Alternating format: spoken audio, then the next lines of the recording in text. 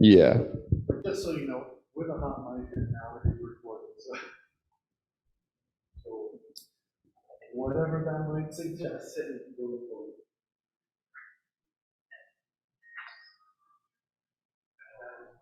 All right. Although I think I turned it on. How did I turn?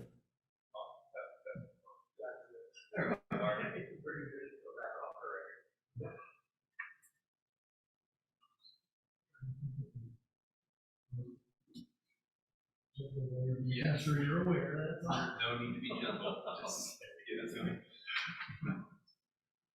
It came right down to it. If I heard a joke starting, I Yeah. might throw myself in front of that one. That's being put. Make sure it has a of course. Sign, ending, PG.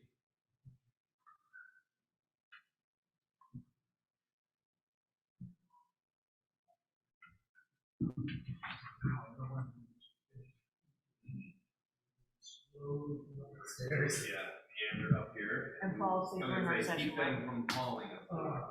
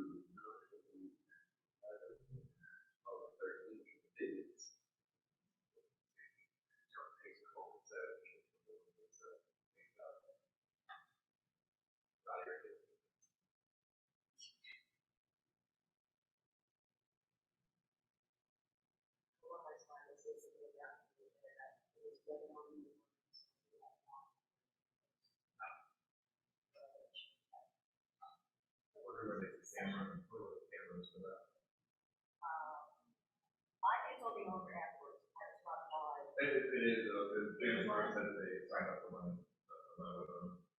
Let's see why. I said, well, this gonna go in like, how do you think they actually sign up for your? Oh, you know what? It's gonna be audio and not the visual. Oh, really? Also, it might just be showing the PowerPoint and not us.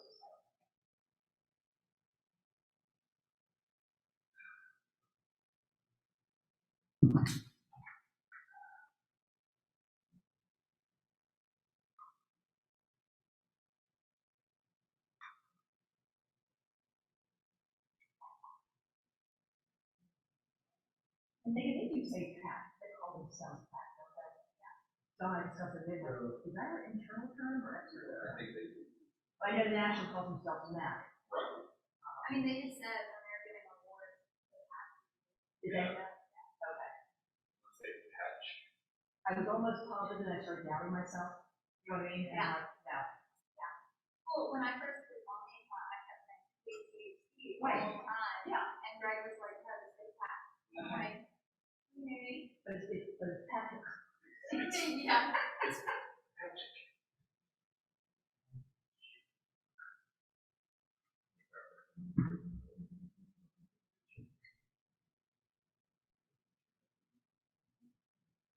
Is the message happening exercise for the rest of it?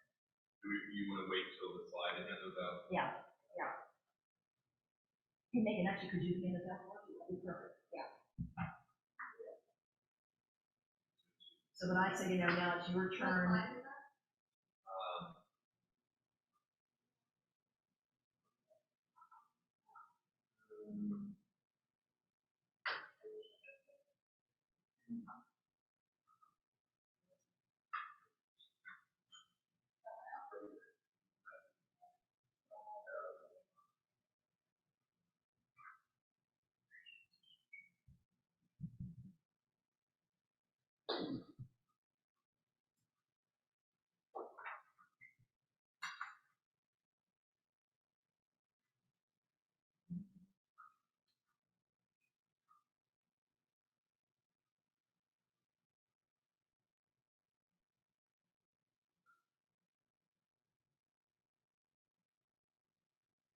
know, the message happening, people who are usually online, and they're or Yeah, really fun, they do close it.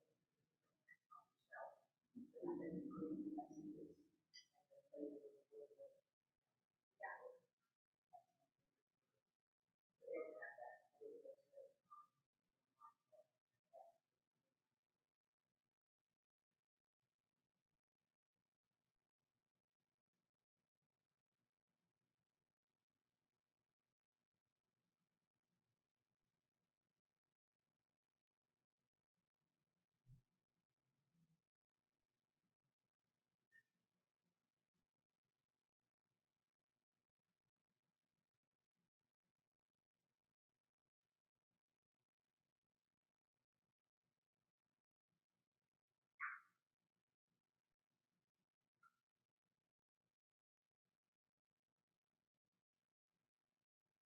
Oh, don't remember all.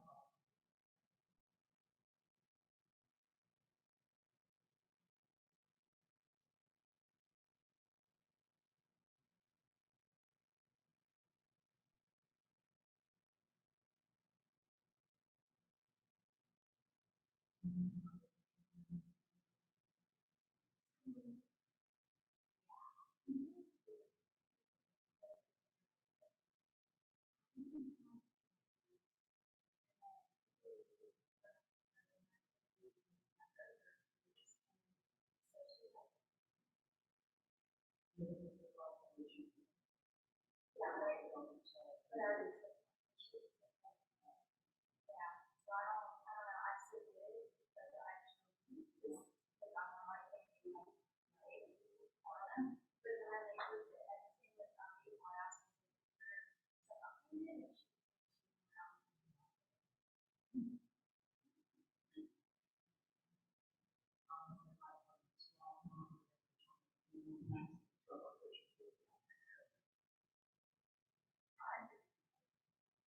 All right here.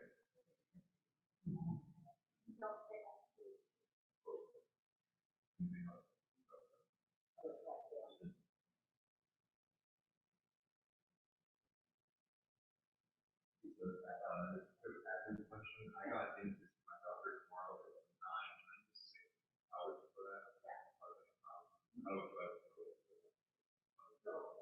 we have a call you need to do 3 people. PTO and everything. Okay, yeah. You'll never check all one properly, or time to kind of separate out. Yeah. But that is PTO. Yeah, okay, I'll send you, because it won't be from like 8:30 to 10. It's only time. So once they have it. Sure, sure.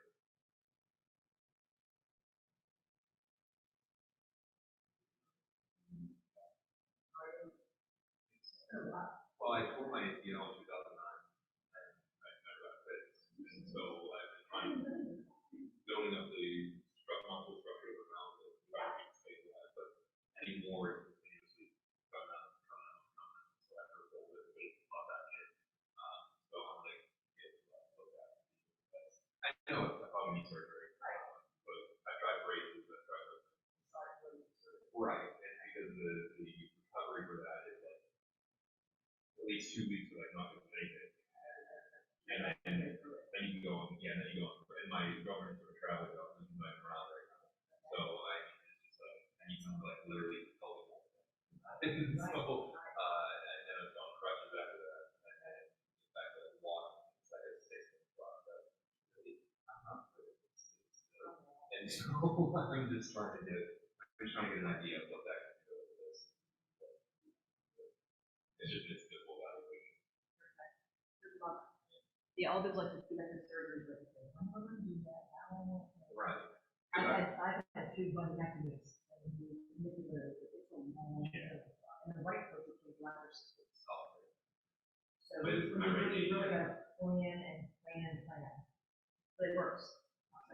Well, I was gonna do it like 4 or 5 years ago, and then I realized that like I was living by myself. And I'm just like, what am I gonna do? How am I possibly like my close to it? So right when I thought I was gonna get ready to do it, it's logistically doesn't make sense. Yeah. So now, when I'm in my thirties now, I'm gonna try to get that again. See when that happens.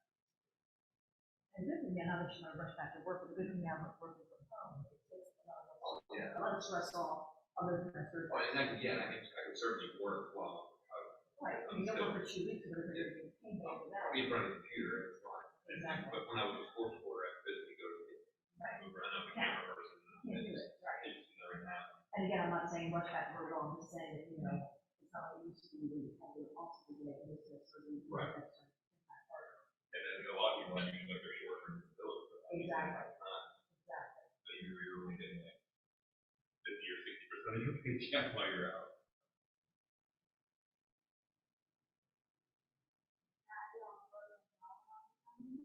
Oh, my God, how did you do that? Thank you, like, again. You know, Around 8. Now, for the ottoman that rolls, I was Yes. jumping on top of it, Yeah. my brother picked it, and I jumped over it, and then I went forward. I knew it was very hard. I did, because I didn't put my arms out. With your phone? I knew the brother was involved. maybe you're on it. I didn't, luckily, but like the TJ after the top. I don't think I ever really got that. So mine was when I was. Yeah, like I'll think like, you know, what side of the, what side of the shoulder. What side of it. Yeah.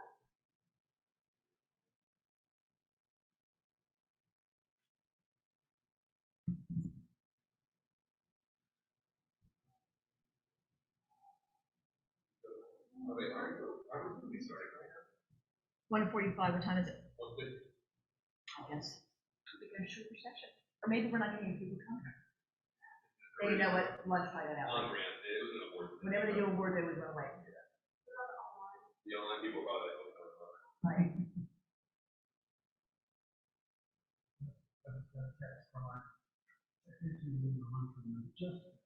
Okay. The people online just say it's frustrating,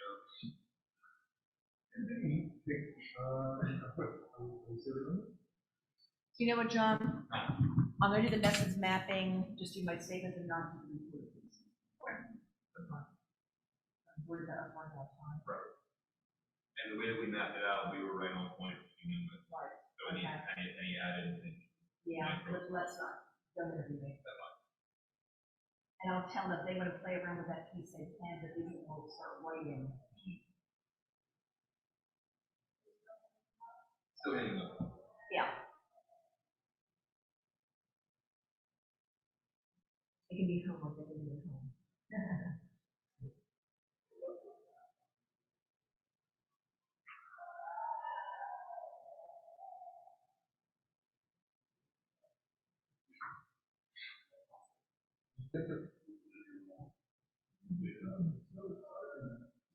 They should.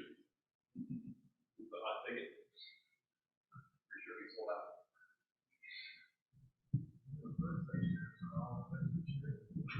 Oh, really? That was our boss. Oh, yeah. It was Pat. Oh, hey, this is PR, anyone can do it, right? That's right. Sure, you'll be back. I don't know why we're here. I'm CEO, I know what I'm doing. Most of us start to Megan. I met Megan earlier. Nice to see you. John. Yeah, nice to see you. Thanks for all the help with that Oh, yeah. meeting connection. It's Absolutely. always fun. Yeah. I love doing it. Well, that's I really do. I do like your A lot of TV. people don't, so that's great to People hear. don't, right, exactly. I am APR and I've been doing this for a long time. Yeah, Yes. I do not mind that. that's great. You are an APR? I am an APR. Congratulations. I'm a PRSA member, but I'm not an APR. But I know what APR involves, so congratulations. Thank you. Yeah, yeah. I did it through the boot camp that they have now. Yeah. And that was an amazing. Mm-hmm. Yeah, I went for my master's, I was like, what is my master's or my APR? I did my master's, but now I'm going to maybe I'll put the APR on top of it. I've talked to folks that done both. Yeah. And they said the APR are looking for. And Then the master's degree? Yeah. Now that's. Really? Before they get the masters, I've only done the APR. Okay. I'm already paying for my kids' school, I don't need to pay for mine. Yeah, right. But, Okay, that's it is interesting. certainly, it gives you that different standard perspective of, I mean, it's all PRSA standards. Right, right. RI, research, Mhm. and being part of the leadership team, as well, yeah, but Mhm. it's continuing as one of the series. Sure. Pretty awesome. Yeah, I need to look into it again. Boot camp really is a great experience. Mhm. So, I did the courses twice, went through the monthly, have them every couple of weeks, and it's a great experience, even just going to the courses. Right. Oh, and you guys are all standing at the front, I thought you already started. No! You know, it took extra time, and I'm like, oh, Sherry? Yeah, I know. Hell out of that.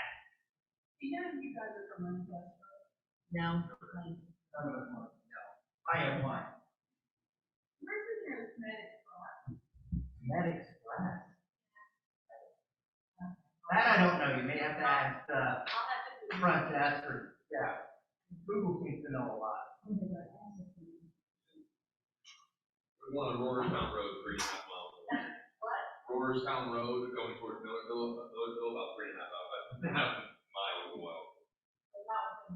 I wouldn't say so. Unless you're really feeling the outdoors today. Oh, that's why I have to go there.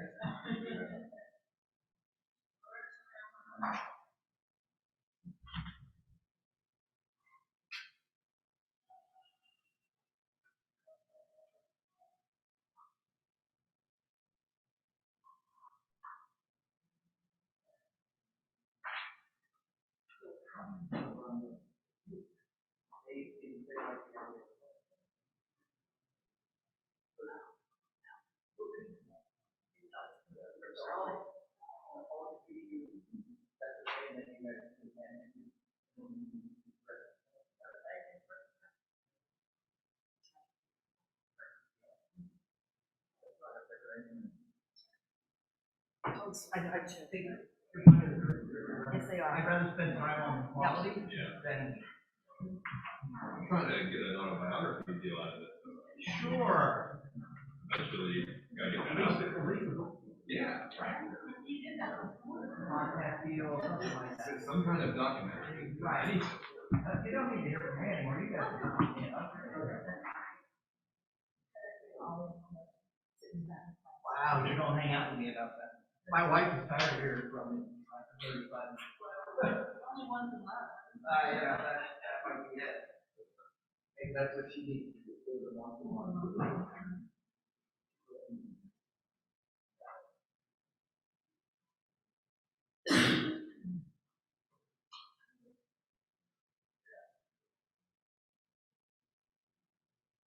Need to worry or keep you back. It's okay, they like, you know, horrible. Probably stop her before we start. No pressure, man, you had standing room only. I know. We really should have opened for her.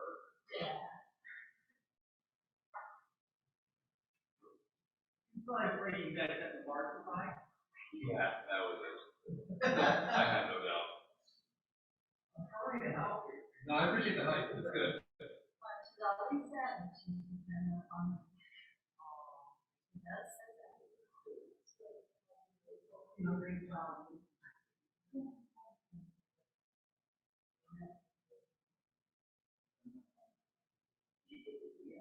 That's for you.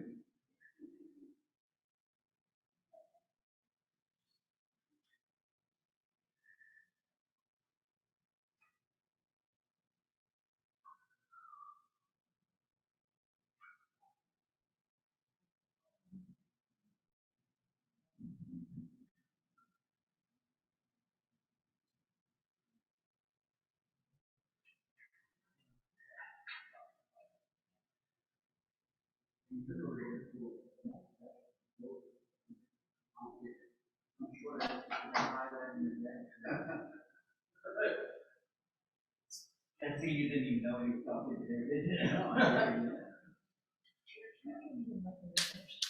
Sure.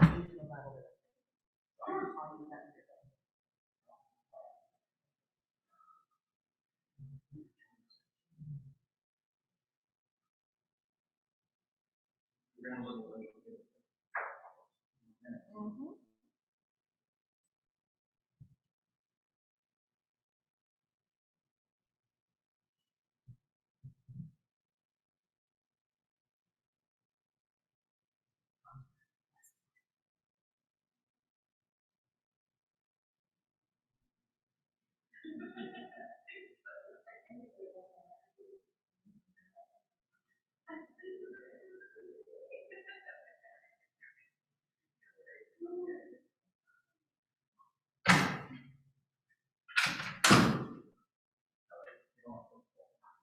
Oh, right.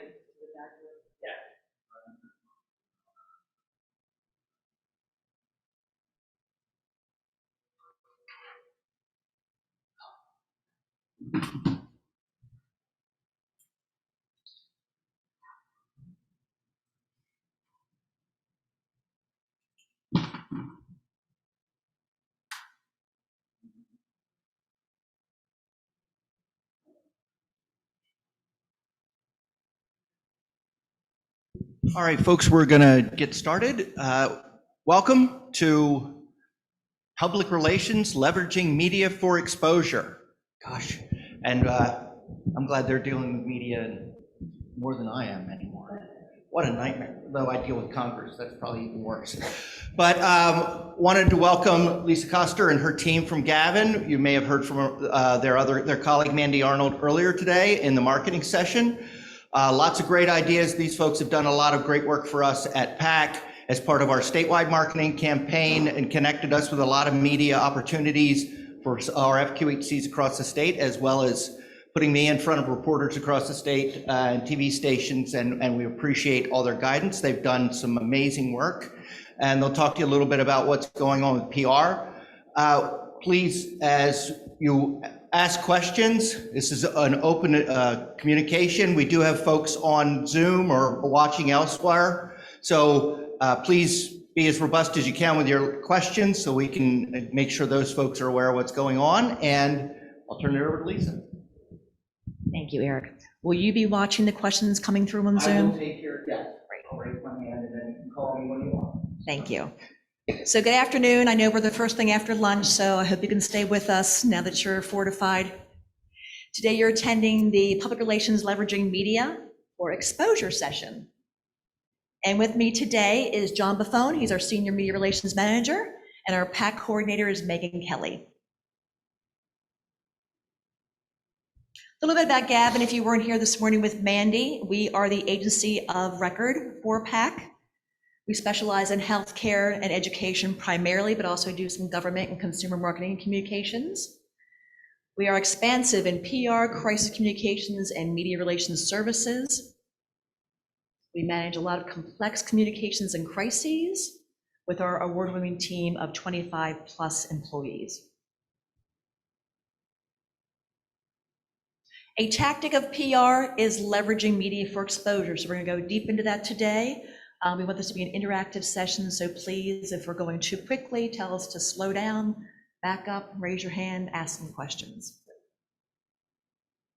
Today's agenda, we're going to help you understand newsrooms and media makeup, learn how to be proactive and reactive with media relations, use some communications tools and techniques, give you some do's and don'ts in interview settings, help you control the message, and give you some interview tips and methods. For those of you online, you'll leave the webinar as well as a session, hopefully knowing how to interact, how to establish processes, capitalize on the news cycles, interact with the media, and position yourself as an expert in your field. All right, so the first thing I'm going to talk about, and once again, thank you for having us today, but I want to talk about the current landscape of newsrooms in 2021 because they are vastly different than they were 10 years ago, 5 years ago, even last year. So when you talk about newsrooms in 2021, you want to connect with people on a more personal level, given that a lot of these reporters are working remotely. It's not as easy as sending an email to somebody and they say, oh, this wasn't meant for me. They pop their head over the cubicle and say, hey, this was supposed to go to you. It's coming over your way. That kind of communication doesn't necessarily exist anymore. So you want to make sure that you are sure on who you're sending it to. Do your research on making sure that you're getting that in front of the right person. And also, if you talked to a reporter 6 months ago about a particular issue, there's no guarantee that reporter's still there. It is a very transient industry now. There's no guarantee that person's even working on that beat anymore. There's no guarantee that person is even at that station or paper or publication anymore. So you want to make sure that you're not just zoning in on this one person and saying, I got to send, every time I have a press release or an email, it has to go to this person, because there's no guarantee that person's going to even be able to help you anymore. So that's why you want to cast a wide net. Reporters are inundated with pitches and emails and press releases all the time, and it's coming from all angles. So you want to cast that wide net and send it to multiple people. If you're zoning in on a particular outlet, send it to the general newsroom email, send it to a reporter, and you can usually find on their website a rundown of the reporters in the newsroom. So you cast a wide net and see that you can get it to as many people as possible, because you're increasing your chances that at least one of those people can help you. We're going to talk about proactive and reactive media relations, and so we're going to talk about proactive first, and that involves reaching the media before they contact you, whether it be for a positive story or a negative story. We'll start with the positive, which is inserting yourself into a news cycle. If there is a hot button issue going on in healthcare or any industry, and you say, my health center specializes in that, we could really contribute to the conversation there. I want to reach out to the media outlets and say, hey, if you're doing a story on this, we would love to be featured in it. Or we can speak to this. If you're looking to somebody for this particular story, we are available to you if you need us. And then there's getting out ahead of a potential story, because you want to present the media with your stance on a potentially controversial topic before a negative public opinion can arise. And as most of you know, a lot of people get their news from social media, and not always from reputable sources. And sometimes they hear it from their cousin Dave, who knows a guy. So you want to be able to get out in front of that message before people can start conjuring up their own narrative. So if that means going right to your social media pages, and we'll talk about that later, to get your stance out there, to get your position out there, you want to make sure you get out ahead of that before the public can come up with their own narrative. And then there's reactive media. That's whenever you field requests from the media about topics of growing interest. And there's a couple things that you want to do. Number one, you want to decide whether or not this is actually a good opportunity for your organization or community health center. If someone comes to you with a topic and you think, I don't know if we should be talking about this, or there isn't enough data for us to really be a foremost authority on this yet, I don't know if this is a good opportunity, and I don't know if we'll be shed in a positive light if we do this interview. You want to make sure you go through all of those measures before you commit to the interview. And also, you want to form proper messaging. You want to prepare yourself for every possible question that could be presented to you in that interview, because you may be faced with something that is a little bit of a curveball, and you want to be prepared for that before you're put on the spot. And we're going to learn a little bit more about bridging back to your main points a little bit later, but that kind of takes care of reactive media relations. And here are some media targets and messaging outlets. These are different ways of getting your message out. Outside of just local media, which is your local newspaper, your television station, your radio station, online publications.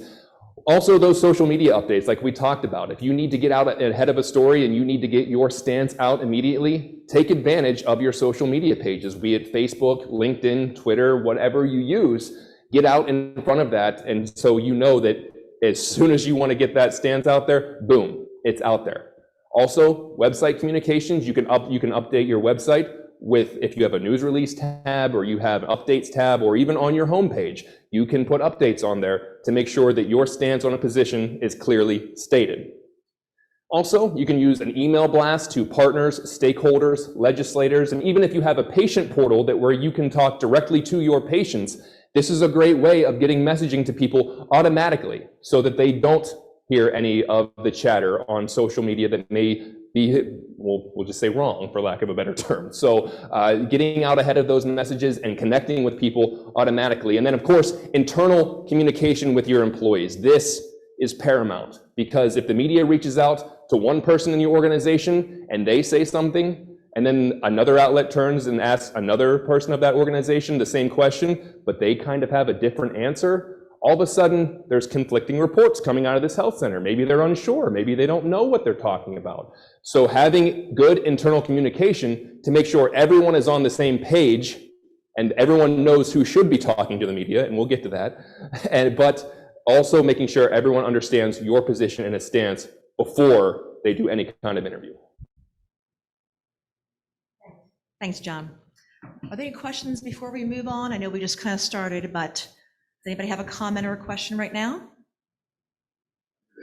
Hi, Brett. To have just certain dedicated people who are spokespeople, period, if they're not available, then no one else in the media is that good, or should you always have some like internal training on being I mean, you can take that by a case-by-case basis, but I think that there should always be a contingency plan to say if A, B, and C aren't available, then this person can talk. Also, to designate multiple spokespeople depending on the subject matter. If there's someone who is a specialist in one field, they always will field the interviews for that. And whenever they're available, then you can tell that you can respond to the media, hey, this person's not going to be back till Wednesday. Can we get something together then? But I would say always have a contingency plan or someone ready to talk who is brought up to speed on media relations and interview prep, just in case, because you don't want to put all your eggs in one basket and say if it's not them, it's no one. So have contingency plans.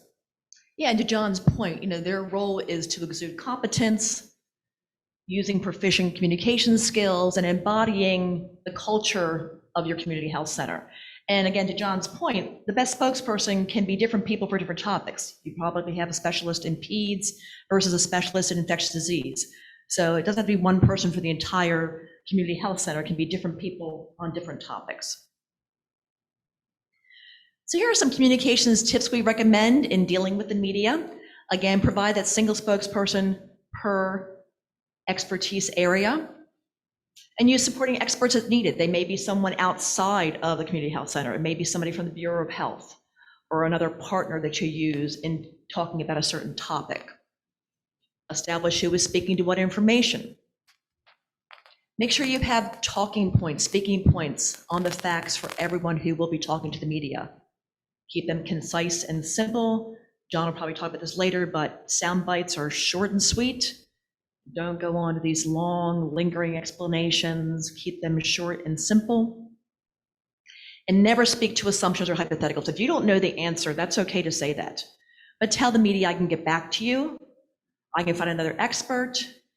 Give me a moment to research that. I'll find the numbers. I'll find the person for you to talk to. So it's just, don't say no comment. If you can really avoid it, give them something and let them know that you will get back to them.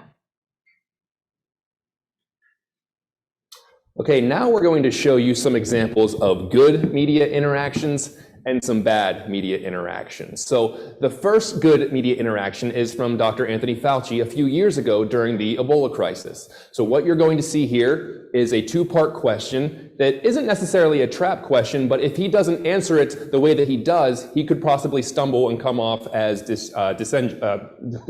misinformed. So what you're going to see here is him bridging back to the main point, using historical data, and covering all bases to make sure that his point is backed up by a bunch of different information. So as you'll see here, this is bridging and getting back to the main point.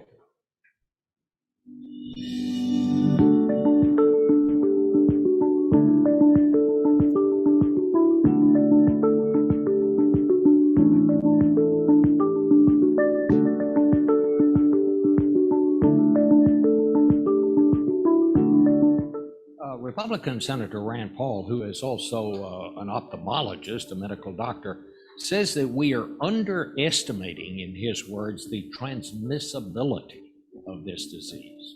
I don't think that there's data to tell us that that's a correct statement, with all due respect. We have had experience since 1976 with how Ebola is transmitted. and it is clear that it's transmitted by direct contact with body fluids, blood, diarrhea, vomit, or what have you.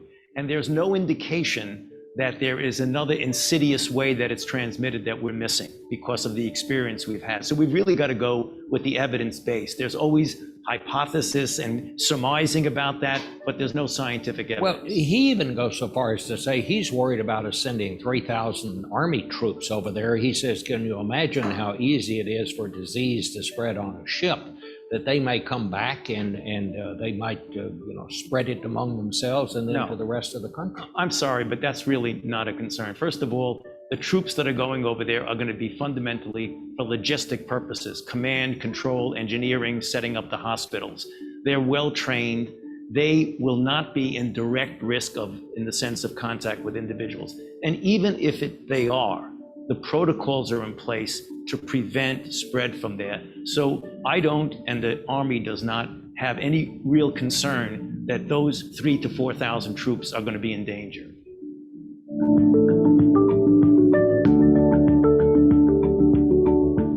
So what you saw there was bridging back to the main point, using historical data, speaking with confidence, not being combative, but also stating his position very clearly to make sure that that came across as, I am the foremost authority on this. People should be listening to what I'm saying.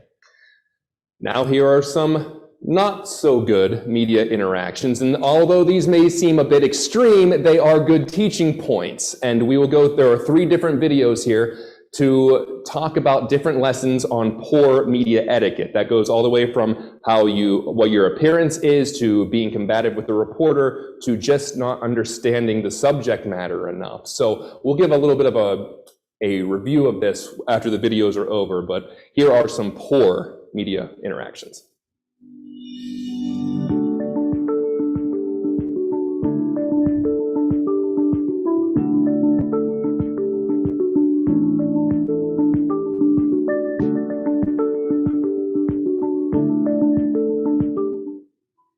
As of today, there have been 38,160 cases of COVID-19 in Oregon, with 390 new cases being reported today.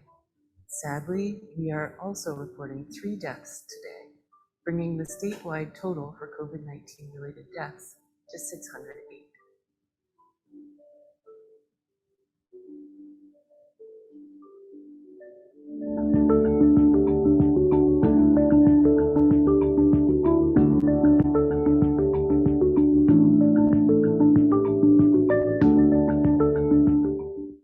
But the actual vapor coming off the mercury filling, At the are you time saying of that, are you placing. saying the BDA situation is that can only happen when the filling is put in or the filling is removed? Yeah, So it can't happen when you brush, it can't happen when you chew. that's right. Yeah, but I mean, you've got to look at the quantities involved here and the significance of. No, but you just told me it was 0. Okay. Well, is it La la 0 la or la la not? la la la la la la la. Is it 0 or not? No, I'm not going to do this. If you're going to try and trap me, I'm not doing I'm it. not trapping you. You told me that there was no. No. You told me that there was no mercury vapor released from an amalgam filling. No, I'm not going to do this. You're not doing what? Answering the questions that we told you we were going to ask you. No, you didn't tell me you were going to do it that way. Do what? What way? I told you it was going to be about amalgam fillings. That's what we're talking about. We're talking about the safety of amalgam fillings. And your answer is? No, I'll answer you serious questions if you're going to ask me. That is a serious question. No, all right, okay. Okay, the question is,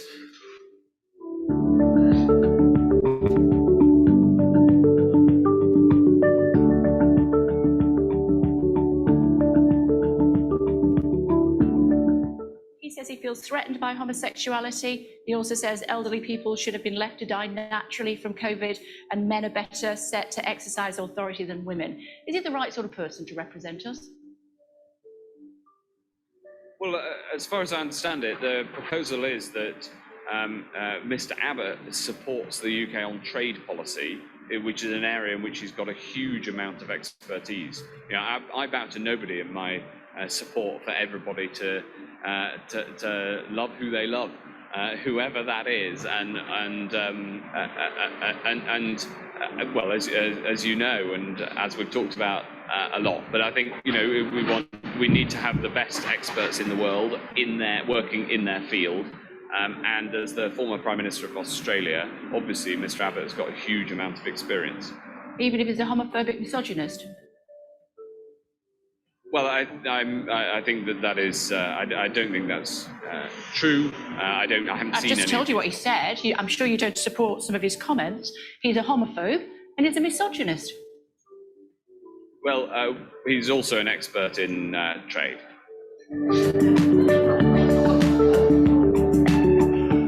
So, not that I have to tell you all not to do a lot of those things, but do a lot of those things. Go ahead.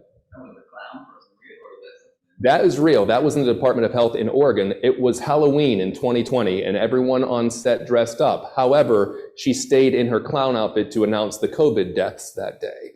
And so that is probably not the best practice when a serious subject matter like that is up. Also, don't reinforce negative thoughts. Whenever the last one where the reporter said he's a misogynist and a homophobe, and the person being interviewed basically acknowledged that said, yeah, but he's also good on trade. So you don't want to validate what that person is saying if you are speaking on behalf of the person being attacked. So overall, very poor media practices, but lessons to be learned. We showed you the most extreme of those to kind of give you an idea of this is not how you conduct yourself in a media interview.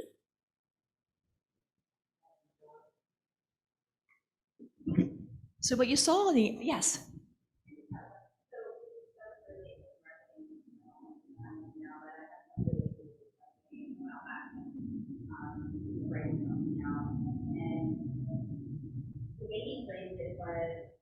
They didn't want to make it long and lengthy, and so some of the details and nuances were kind of omitted. And it could be perceived then that it wasn't entirely correct.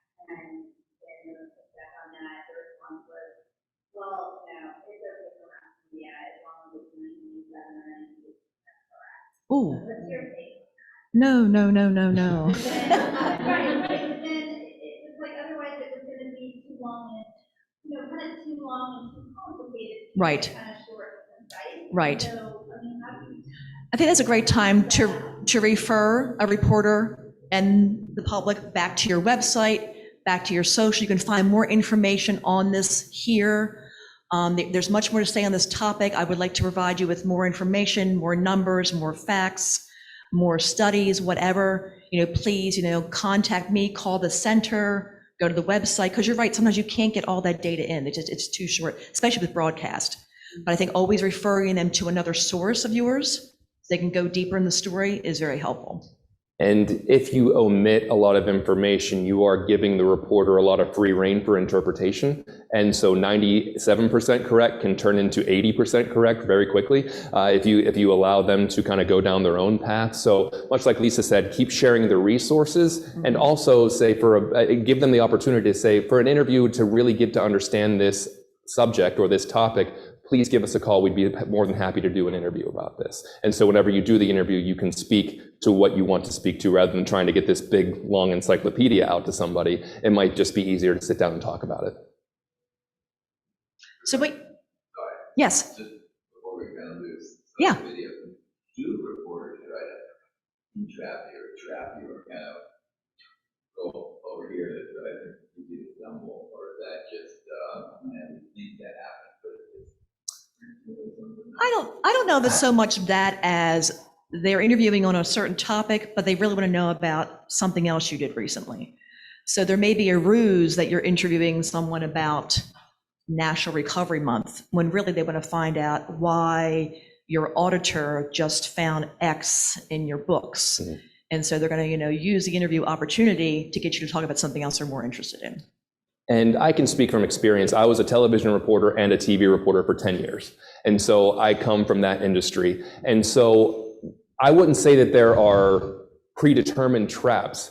However, there is an assignment for the reporter to get the answers for a specific topic. And if they feel like they're not getting the answers required for that particular topic, they may start pressing a little bit more. They may start going down some other avenues to try to get an answer to the question, which is why you have to make sure that you have your talking points, you understand and be prepared for all of those questions, because I would say this is very rare that someone keeps pressing the issue, but in case that does, you want to be prepared with all these bridging tools to make sure that they just exhaust you and just say, well, okay, this is what I'm going to say, and you just blurt it out, and then 5 minutes later, you're like, I can't believe I said that on the record. And so being confident and knowing what your talking points are is very key in those situations. If I could add, sometimes it's just as good to do research on who you're talking to. Yes. Sometimes you find you have your investigative reporters that are in your marketplace that is their sole job to do investigative reports. So if you've got to call from job, do some research, see what his stories are like. That'll give you a better sense of who you're working with and how they write their stories. If you've got someone that after their stories are gotchas, you're going to be better prepared to answer that. Eric's way ahead of the game because we have an entire slide for that. We do. No, you're right. No, you're right. But he's absolutely right. He's absolutely right. Your homework is just as important as theirs is. So to help prevent running off the rails, we're going to talk about message mapping. And in the Dr. Fauci example, he did message mapping. So what you want to do to prepare yourself for media interviews is be very consistent in your messaging, understand what your situation is. So state your situation, provide factual statements on the activities, give a supporting fact or two, and then lead the interview saying what you really want people to know. So I'm going to give you a really easy example. This is not crisis related at all. Let's talk about National Recovery Month in August. So your situation may be in September, we're promoting National Recovery Month. Then your next fact may be something like, on September 8th, we will host a family festival to educate the public about recovery issues through interactive activities. A supporting fact may be, recovery not only involves the person recovering, but also their family, their workmates, the community, and healthcare providers. Recovery is for everyone. And then maybe you're leaving the people with the information such as this campaign is supported by the state's Bureau of Health, and behavioral health and substance use disorders, assessments and treatment services are an integral part of whole person care. It's a really easy example. You're really writing a very strong paragraph with your opening topic, your supporting information, and your conclusion. So if you've ever been a writer, it's really just writing a really good paragraph that you can use to answer the questions the media is asking you. So we're going to do right now, I think we have 14 of you in the room. 15. So Eric's got to maybe play along. We would like you to pair up. So if you want to put your mask on and pair up, we have an exercise for you to do some message mapping on your own. We'll take about 10 minutes to do this. We give you 3 scenarios. Pick a scenario. When you pair up, have one person play reporter and one person play community health center spokesperson. Pick one of the scenarios, play around with it. For those of you at home, I will make sure this resource is available to you through PAC. But if you want to sit home and start doing a little message mapping yourself, you can use the Recovery Month example I just gave to create your own facts and information about your own center, or pick something you're working on currently. If you don't like any of these scenarios I gave you as well, if you have a current situation you want to talk to, a current event you want to play around with, John and I will walk around if you want some advice.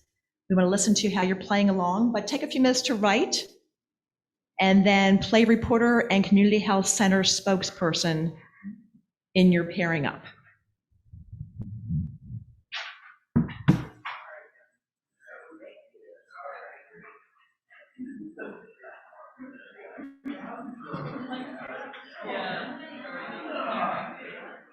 We could do the 20th anniversary of 9/11.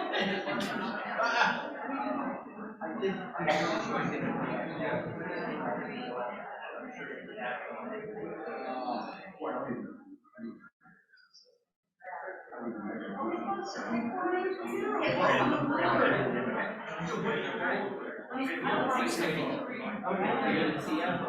wow, there you go.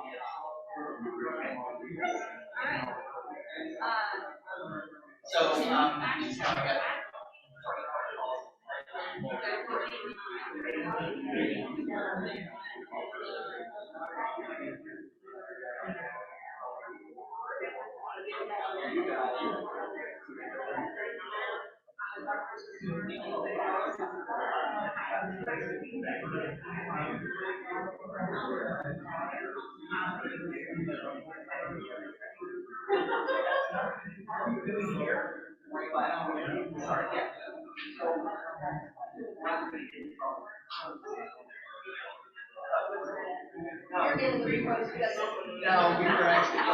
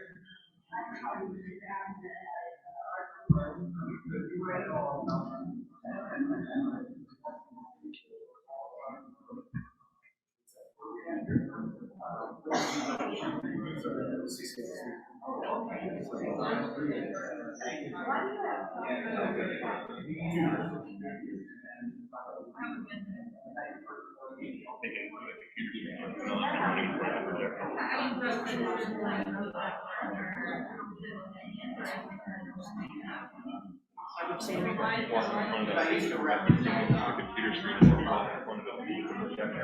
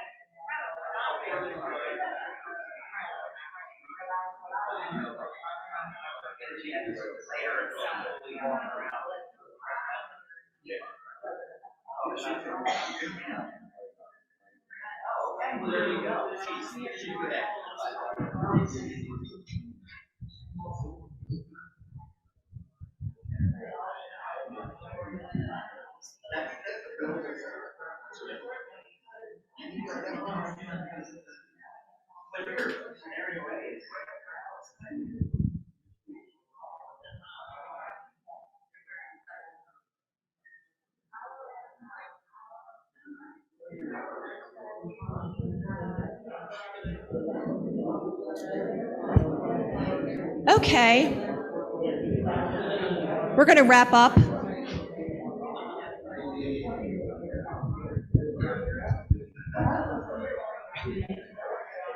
Thank you so much for playing along with our message mapping exercise.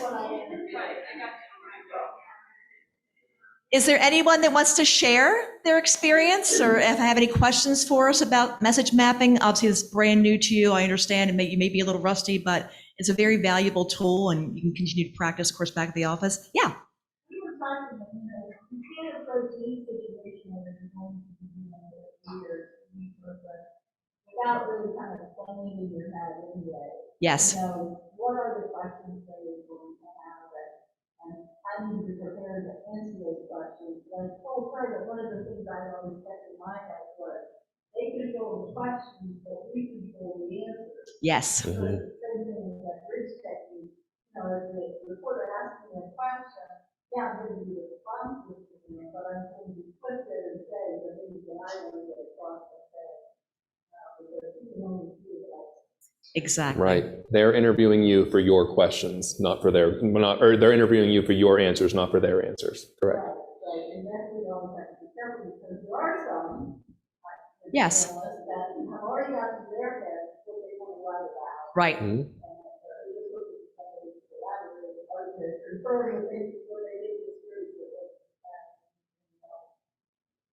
Anyone else have something to share? Well, thank you. Thank you for being interactive, and we love hearing the conversations, and we're hanging around for a while, so if you have more questions after our session, we're here to help you. So now we'll talk a little bit about, I never got to that slide. Well, we played already. We did. Now we'll talk a little bit about social media. This is written more in terms of crises, but keep in mind your social media platforms can be used for anything. It's a communications tool to your publics. So if you are engaged in social, for two things. If you have social platforms, use them. If you're not using them, take them down. Nothing's worse than having a social platform that hasn't been posted on for 2 years. So if you have them, use them. And of course, it requires strategy, paying attention, because once you use them, you will get engagement. And engagement can come in the form of criticism or praise or questions, or someone may throw a link up there to something you don't want to be associated with. So keep those kind of things in mind. People will engage in all different ways, as I'm sure we're all well aware. So respond quickly but cautiously to any criticism or inaccuracies with speaking points. Thank you for your interest in this topic, but here are the facts. If there's a situation or issue in your office, yes, we did do X, we did not do Y. Please refer to our website for additional details so you can get the facts of the situation. Typically, don't delete posts or block followers unless somebody, of course, is abusive, threatening. That's a whole different ballgame. But just because you don't like the comment really doesn't mean you should block them. And don't engage in a constant exchange of comments or replies from the same poster who's really trying to, negate what you're doing, insult the community health center. Whatever. Don't get involved in the back and forth. That person probably does need to be blocked or deleted eventually. But don't go online and have this constant, many times we just take it offline, do it in a messaging app. If you know who the person is, maybe you can have a conversation on the phone. But anyway, so those are just some of our social media tips. Of course, we can go much deeper than that, but social media is one tool we wanted to address today. So let's talk about utilizing your media hit once it already hits. And so the example here is an op-ed we got placed for PAC for National Health Center Week. And we got that placed in the USA Today network across Pennsylvania, which owns 15 papers in the state. And we were able to get it placed in 10 of them, which if you're in the industry, that is a very impressive feat. So what you want to do is once you have that media hit, you want to make sure you are utilizing it. And you're not just relying on the media to take care of your promotion. Put it on social media so your followers can see the exposure you're getting. Blast it out to an internal newsletter or to your employees through an internal email. Put it across all platforms that you have, whether it be on the website, if you have a media tab on your website, or through social media, or just general publications or promotions. Make sure people are aware that you're being asked about and you're being positioned as an authority on positions. And also for something like this that talks about funding, send it to legislators, because that's what an op-ed is for. It's about getting a point across. Make sure those legislators see that this is getting media traction now. You should pay attention to this. So always utilize those avenues once you get the media hit. A question on that. So would it also be appropriate for, say, that was the statewide trade association, Sherry Reinhardt, but then would it be appropriate for them to write, say, a letter to the editor and say, according to that op-ed, here's who we are in our local community and how that's appropriate to you, or add their own comments on that website if it's on Go Erie, go in there and do their own comments? Sure. Once the ball is rolling, take advantage of that momentum. If you see a broad op-ed that covers the state, say, hey, I want to tap into that media cycle as well. I'm going to write a letter to the editor of my local paper, or I'm going to write a letter to my legislators or whoever you want to reach out to and say, this is getting media traction, and I think you should pay attention to it right here as well. And so you can position it on a more local level in addition to the state level. Yep. Yes, we certainly can. Yeah, because we have it all through our servers. We send it to PAC, but certainly we will get information and make sure that gets sent out. Yep. Now for some messaging tips using bridging statements. Now we've been talking about bridging a lot, but just on a more basic level, it's a communication tool where you acknowledge the reporter's question and then you transition or bridge back to your key messages. And this avoids that dreaded no comment kind of response that reporters just love to put in print, where it says, when reached out to, they responded no comment. That is basically just admission to whatever they want you to admit to. So bridging back to your main points. Also, avoid jargon. There are some terms that you understand, that your colleagues understand, that your friends understand, that your family understands. That doesn't necessarily mean that the reporter understands it or the masses understand it. So make sure you speak directly in plain language that you know everyone can understand. Also, address the issue and not the person or organization. And the best thing I can say about this is avoid whataboutisms, where if you're asked a question, you're like, well, yeah, but what about this? This is much worse. Or this is, well, you should see what they're doing here. So you're basically passing the buck and you're saying, yeah, we're bad, but we're not nearly as bad as them. So avoid that. Address the issue and don't try to pass blame or pass the buck to somebody else. Also, as you, oh, please go ahead.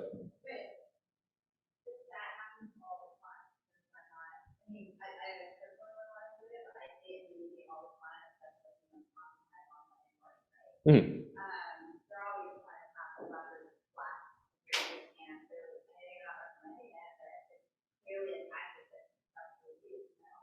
Well, it's successful is a very subjective term because we're bringing it up in a negative tone right now. And so I don't know if it's because right now people that use those whataboutisms are being criticized and they're being passed. They're being used as bad examples. So although it's a tactic that is used, whether or not it's successful is very subjective because right now we're talking in a very negative tone.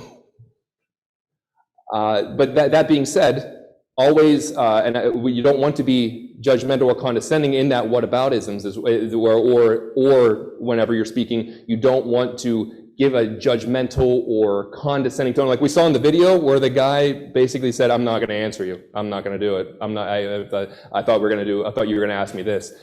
Don't be combative with reporters because that obviously that's not going to reflect well in whatever their story is. So remain calm, cool, collected, understand your main objectives. And also give positive action steps instead of focusing on the problem, where if there's a topic at hand, don't keep bringing up the problem. Don't keep bringing up the problem. Talk about what you're going to do. Talk about solutions, not the problem. Take what you're going to do to fix what it is. And so that will put you in a more positive light rather than just talking about what the problem is.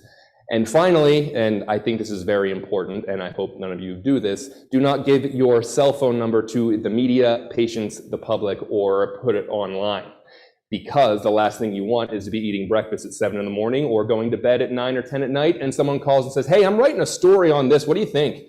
And all of a sudden you're on the record and you're groggy, or you just woke up and you want to hang up, but you can't because that makes it even worse. So don't give out your personal information to reporters. Make sure you centralize that. If you say, if you want to contact us for an interview, you can email this address, you can call this number, and make sure that's centralized and you can control it rather than just out of the blue, a reporter calls you and says, hey, I'm working on this, I'd like an interview, and then they just ask you your first question and then you're put on the spot and you don't know what to do. So centralize that kind of communication. I think avoiding jargon for us in healthcare means avoiding acronyms. Yes. That's great key. Yes. That's probably more so the jargon. We know we're inundated with acronyms. Or with the reporter say, I'm going to keep saying CMS, that is the Centers for Medicare and Medicaid Services. So just give them what the acronyms you anticipate using ahead of time. That's a great point. No, you're 100% right. Because if there are internal languages like acronyms, you just may roll off your tongue because you use that term every single day and you use it every single day to your colleagues. A reporter has no idea what you're talking about, and then they might conduct the interview and then they're like, what does that even mean? And then they Google what it means and maybe it means something else to somebody else. So you want to make sure that you're very clear about that. Let's talk about dealing with reporters. And like I said, I'm a former one, and I'm probably someone that you didn't want to see a couple years ago, but now I'm on your side. So know with whom you are talking. And this is exactly what Eric said earlier. Understanding who the reporter is. Learn their first name.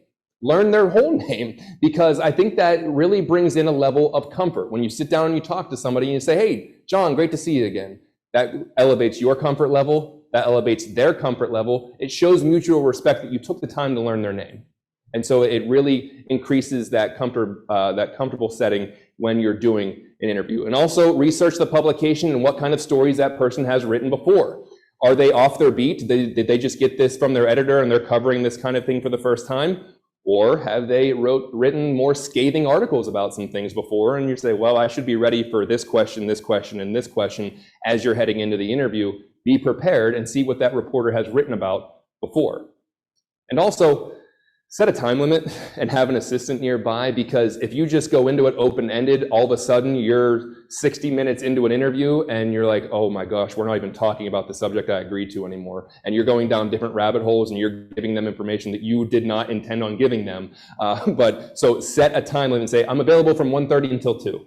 And so they know they have to stay on point for half an hour to get all of their questions in. And having an assistant nearby, it adds that added level of comfortability. There's that old adage that there's safety in numbers. So having someone nearby kind of increases that comfort level. Also, they can pull you away when your time limit is over, because you're probably not just staring at the clock the entire time while someone's interviewing. You might be, but if you're not, there could be an assistant that comes in and says, actually, we have to get going to another engagement. We have time for one more question. And then you ask the one more question, and then you're pulled out. That's a really good tactic to make sure that you don't let anyone get into the weeds with you. And then there is some pre-interview communication that you can use. Ask a reporter to share their questions beforehand. A lot will comply because they want to have the proper answers for their story. They don't want you bumbling and saying, I don't know. They need to get their story just as much as anybody else does. So a lot of them will provide you questions in advance, and also understand where the interview is going to take place, because in today's world, Zoom interviews are very common, and you don't want a plant hanging in the back and all of a sudden you're giving your answer and it looks like there's something growing out of your head and it becomes really distracting, and you lose credibility because all of a sudden there's all this illogical closure coming out of your head. So understanding and having a professional background when you do your interview. I do want to talk about the differences between print and broadcast interviews, because there are some stark differences. I've worked in both, and I've conducted interviews very differently on both sides of that. So for print and online publications, you want to be direct, because that is key. Provide a strong headline, not a cheap one, and also understanding tone through written words is very difficult. So if you say something in that interview and you kind of say it jokingly or you say it sarcastically, when someone's reading that for the first time, they have no idea how you said that quote. They have no idea how you said that. So be direct, be very key. Don't leave any quote up for reporter or reader interpretation. And an example of that would be if someone asks you about when a plan will go in place, a weak response would be, we aren't sure when this plan will go in place, but it should be soon. And then you're giving that reporter the opportunity to write the headline, Health Center unsure when plan will go into effect. Doesn't really put you in the best light. However, if you were to answer that, we can confirm that there is a plan and it should be rolling out in the coming weeks. Now, the only real headline they could write is, Health Center confirms plan, will roll out within weeks. And just a simple change of how you phrase things can be the difference between a good headline and a bad headline. And also know that in print stories, compared to broadcast, reporters can carve out a lot more time and a lot more space for a story. So they may go into the weeds a little bit more. They may dip into things that a little deeper than you anticipated. So be prepared for that. However, there's a positive to that, because the turnaround is much more elongated. Where if they call you on a Monday, they say, I'm writing this story, can we talk Thursday? You're like, oh, that's great. Yeah, that gives me 3 days to prepare for what you're going to ask. And most of the time, they give you days in advance rather than a short notice. So even though they may go a little deeper with questions, they usually give you a little more time to prepare. Now, for broadcast, there are some different aspects to consider. You want to practice your tone and movement, because that's just as important as your message. So avoid rushed and nervous tones, because even though you may be the most knowledgeable person on a subject, if you're sitting there and you're talking really fast and you're trying to get it out and you're like, I really don't want to be here, I'm just going to talk about this really fast, and you're like, okay, that person really does not look comfortable talking, and I don't know if I should listen to what they're saying. So that can really play a part in it. So you can also ask to start a question over again if you're not happy with the first one. Now, make sure you're not live, of course, but if you are giving an interview for broadcast, you can say, if you start rambling or you don't like where you're kind of going on your tangent, you can say, actually, I'd like to start that answer over again. Could you ask the question again? Most of those reporters will comply, because once again, they want a good clip for their story, and they don't want somebody who's kind of bumbling or they're not sure. And then also avoid inappropriate expressions in movement if the subject is serious, like excessive smiling, nervous laughing, shifting weight side to side. A lot of people don't realize this, but when you're doing a broadcast interview, they sometimes get tight on you. And if you start giving your question and you're kind of going like this, and you're talking and you're like, and you're this, you are going in and out of the frame. And you are going to be very distracting, and no one's going to listen to what you're saying, because all they see is you out of the screen, into the screen, out of the screen, and into the screen. So be cognizant of that, because they do get relatively tight on an interview shot. Also, be concise to avoid having your quotes chopped up. Keep in mind that most news packages are anywhere between 90 and 120 seconds. That's not very long. So most of your quotes will only be 10 to 20 seconds. So if you give a beautiful 60-second soliloquy on a question, you're leaving it up to the reporter to decide which 10 or 20 seconds they want to use. And so if you're watching that story at the end of the day, you're like, well, I explained that so much better later on in the question. Make sure you give 10 to 20 seconds that you are very confident in. And if they use all of it, that's what you want to use. And then this is important. You can be prepared, but don't be pressured to take online or broadcast video or interviews if you are not fully prepared. Understand that broadcast reporters will usually ask you the day of if they can come over and do an interview. So they may call you at noon and say, hey, is it cool if we stop by at 2:30? It's not a lot of time, but understand that that's the kind of turnaround that they're looking for sometimes.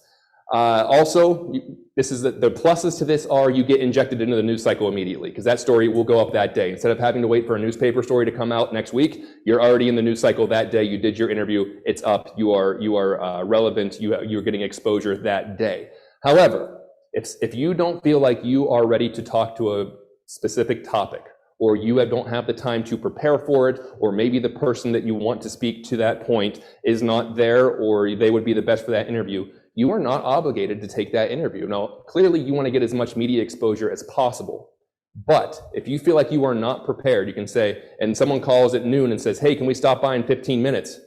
Say, I'm sorry, my schedule just isn't lining up right now. Please consider us for the next one. I just can't do it today. You are not obligated to take it if you don't feel like you are going to position your health center in a positive light. Yeah.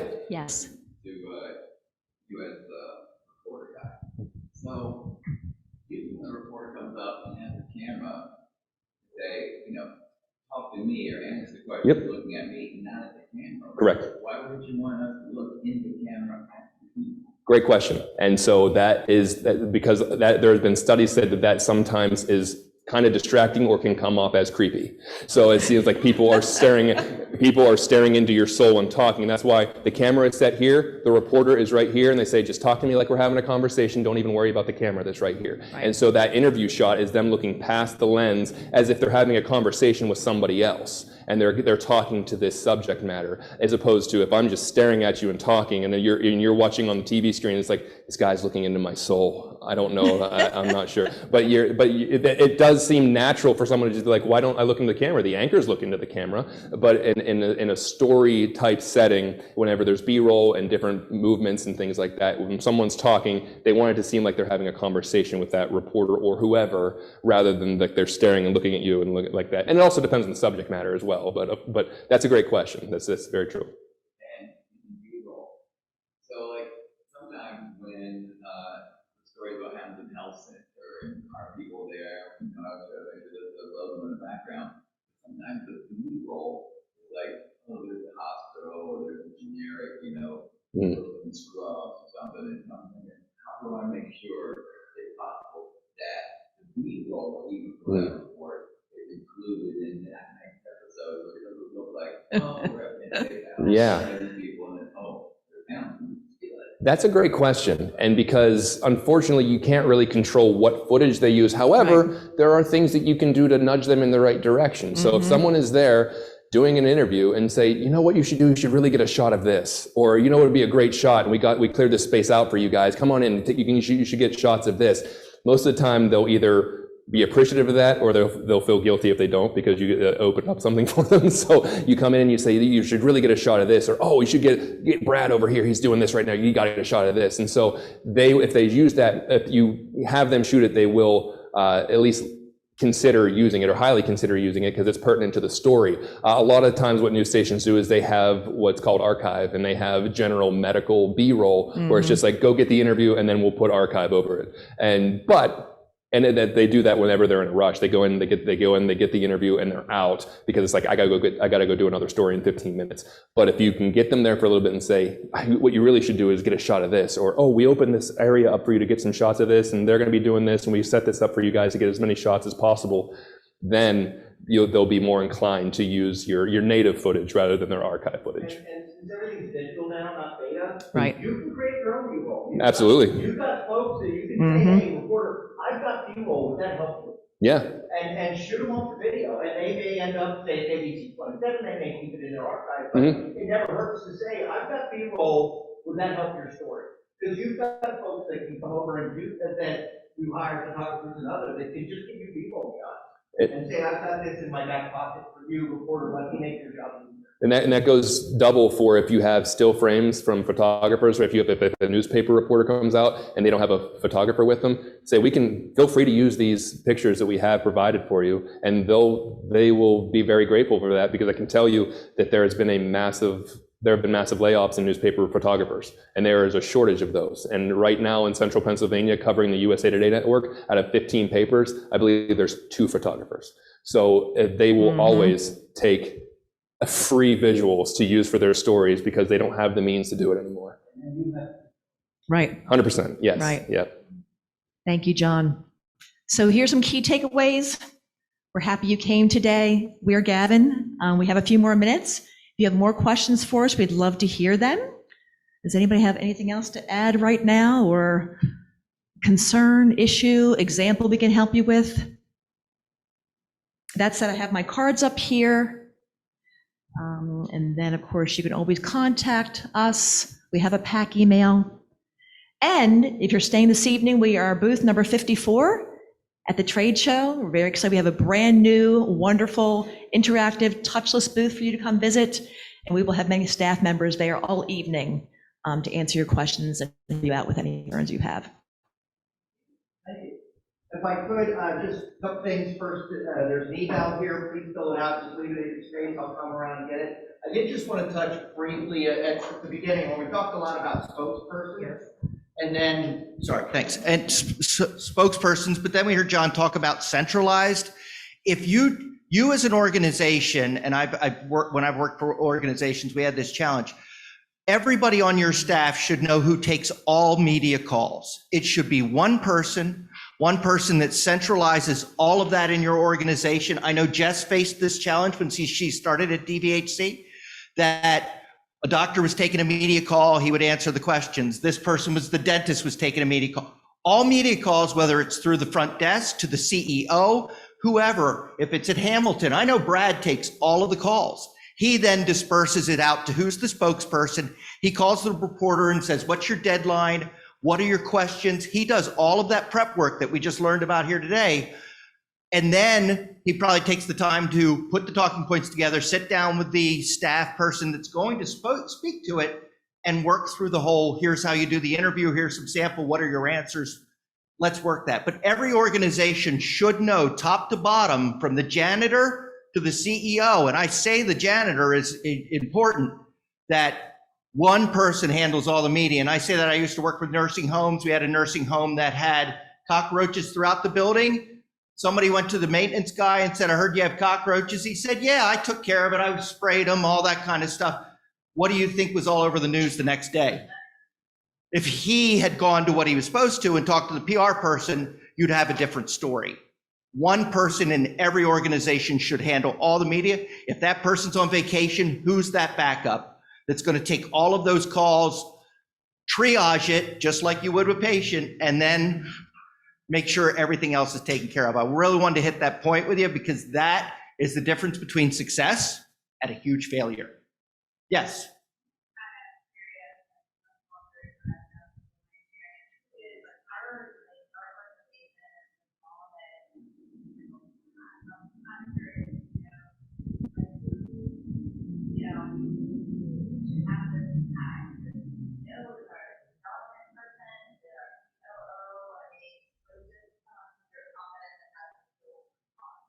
I'm sorry, who has a task for fielding the questions or answering the questions?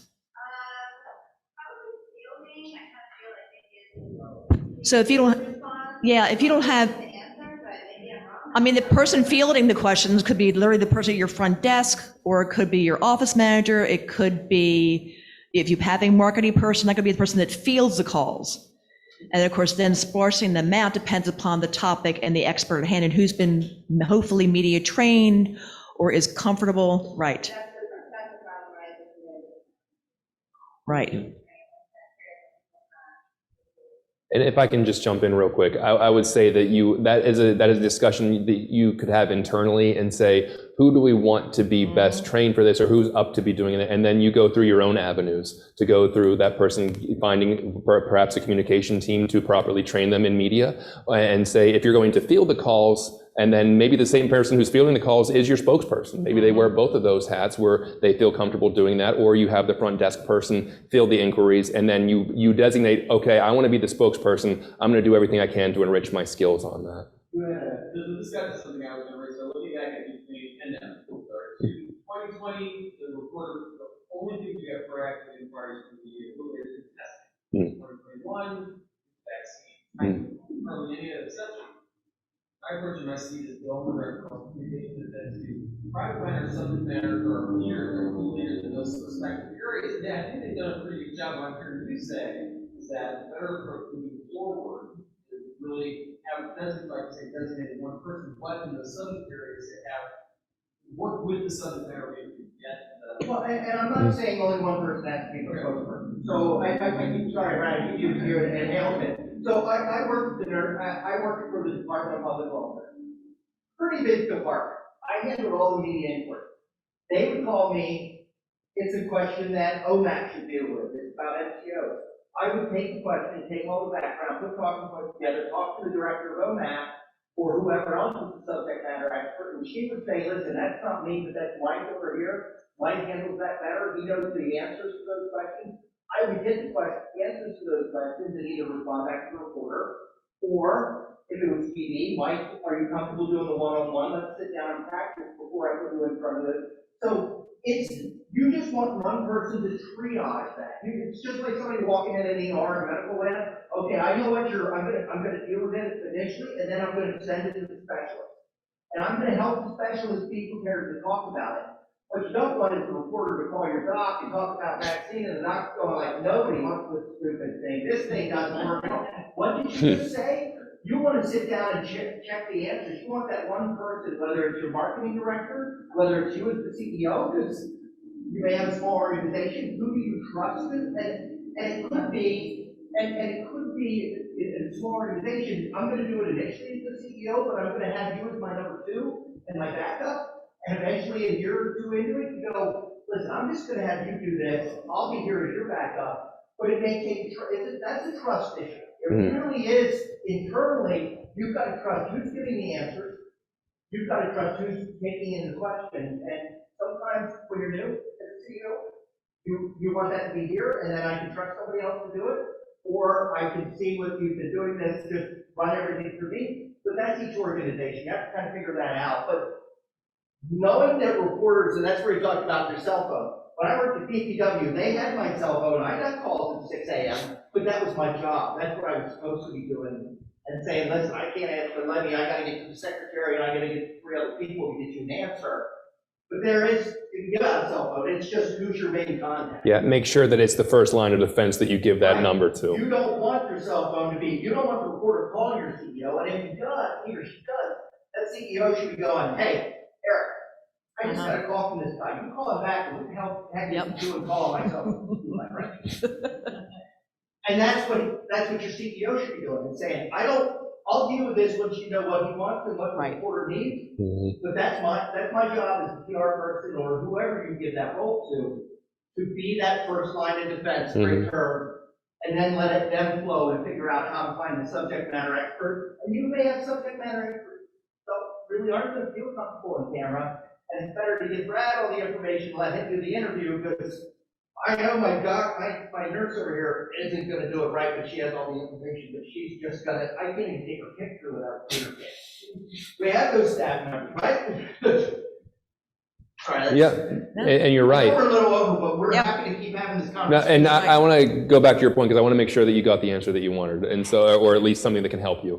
So if you are in a small group, it is up to having that internal conversation and saying, who is the most comfortable doing this? And then we will support you to make sure that you can do that. Okay, who is going to field that question? And once you field those questions, you're going to do A, B, and C. What do you want to do this interview about? What kind of questions do you want to ask? How much time do you need? And so that's whenever you set those time parameters where it's set, and then you maybe go to the CEO and say, hey, we have this set up for tomorrow, 1:30, it fits in your schedule, 1:30 to 2, here's what the subject matter is, and here's some of the questions they're going to be asking. And so that person facilitates it. It makes it as easy as possible on that spokesperson. But from the root of that, you have to be able to designate who's going to be best at that moving forward.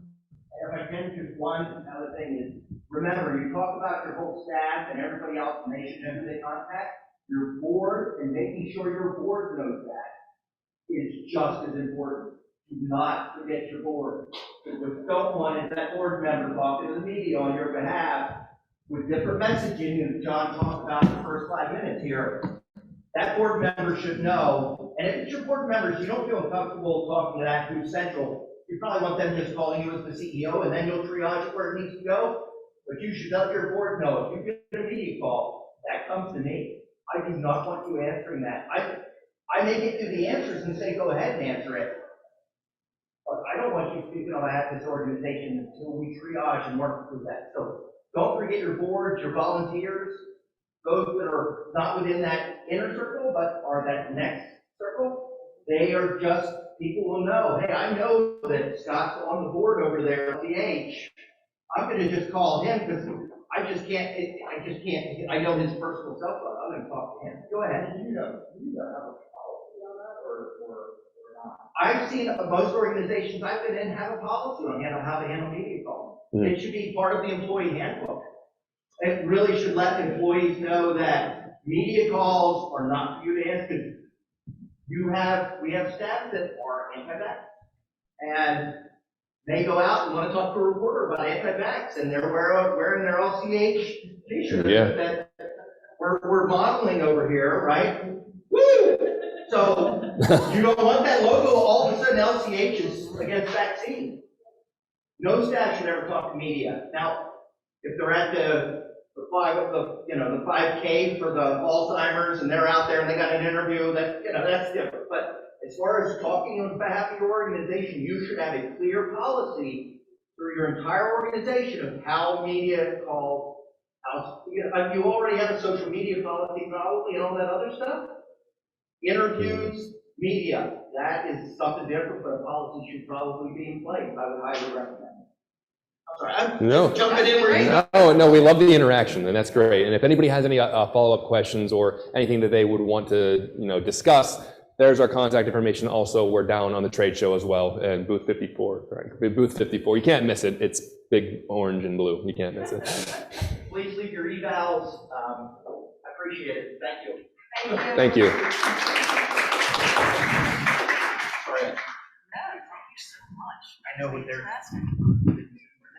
Yeah. Which is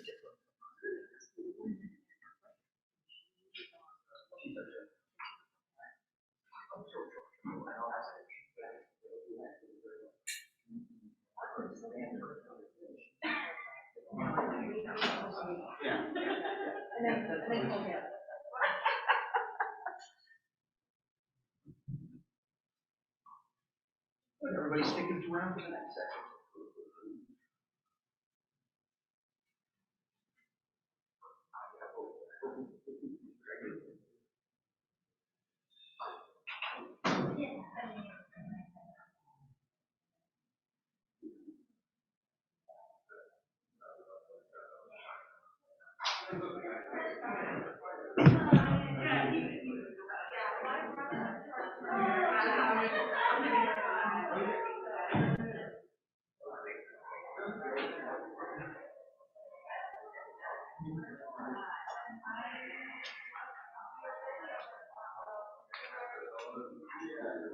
What's going on?